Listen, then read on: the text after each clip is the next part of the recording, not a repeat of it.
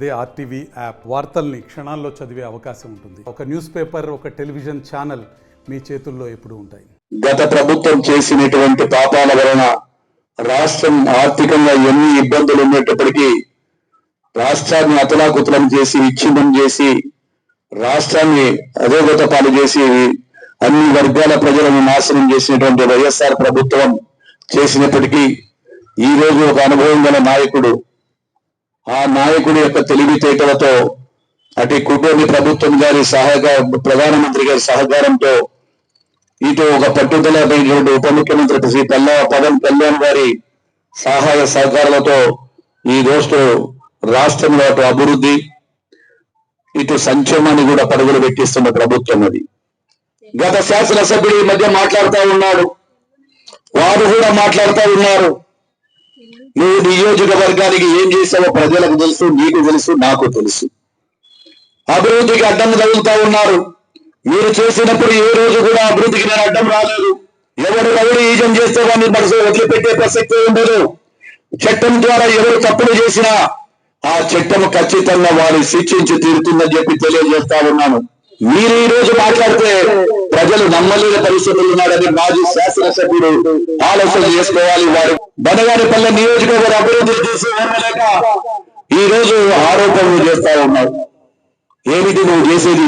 మాజీ శాసనసభ్యుడికి నీవు ఒక అవినీతి పరుడు. నీ అవినీతి గురించి బనగానిపల్లె పట్టణం అంతా తెలుసు.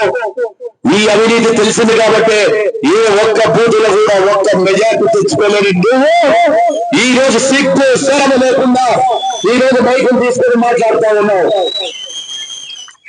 చెప్పడానికి ఏం బనగానిపల్లె నియోజకవర్గంలో కేవలం 20 కోట్ల ఆసుపత్రి కట్టినారంటున్నావు.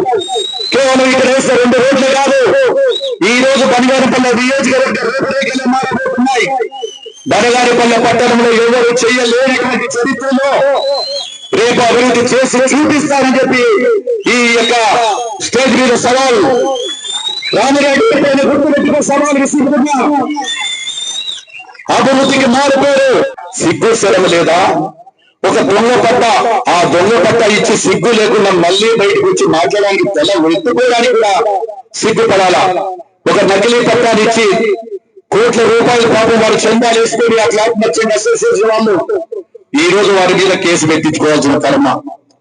అదే కార్యక్రమంలో నీ పిఏ గతంలో ఉండేటువంటి వారు ఈ రోజు నీ యొక్క గతం ఎంపీడీ మాజీ ఆయన కూడా జైలుకు పంపించావు. పాపం పేదవాళ్ళు కార్పొరేటర్లు అడిగితే ఇది ఈ యొక్క స్థలం ఎవరికి తెలిసి కూడా దుర్వేరు వాగులు కడితే ఎప్పటికైనా నిబంధనలకు విరుద్ధము, అక్కడ నీరు వస్తే అవన్నీ కొట్టుకుని పోతాయి, ఆ పేద కార్పొరేటర్లకు కూడా పట్టాలు ఇప్పిస్తారు, మీరు కట్టుకోపోమని చెప్పి ఆ పేద ప్రజలు నీకు ఒక నీతి నిజాయితీ ఉందా అని అడుగుతా ఉన్నా. నేను కేవలం ఒక సంవత్సరం రోజు మాట్లాడకూడదని మాట్లాడలేదు. నేను మాట్లాడడం మొదలు పెడితే నువ్వు తల ఎక్కడ పెట్టుకోవాలో నీకే తెలియాలా.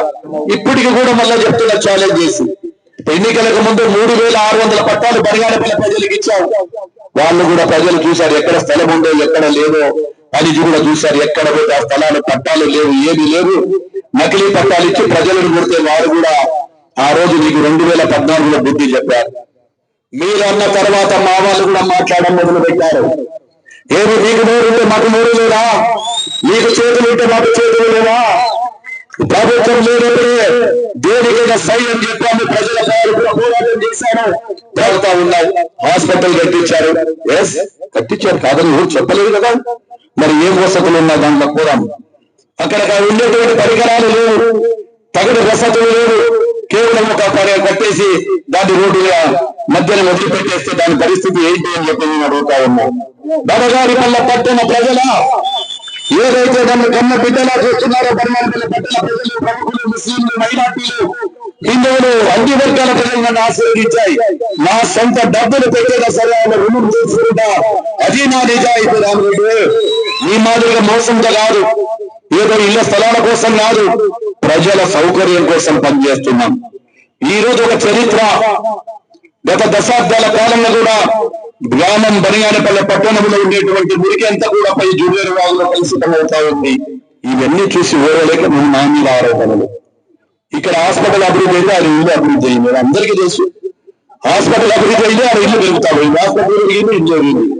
మరి నీకు చూడండి కాలంలోనే నేను ఎలాంటి ఇల్లు కట్టుకున్నానో ఎలాంటి కార్లలో తిరిగినాను 1993లో ఏ కార్లో తిరిగానో ప్రజలకంతా తెలుసు, మీకు తెలుసు, మీకు నా గురించి కూడా తెలుసు.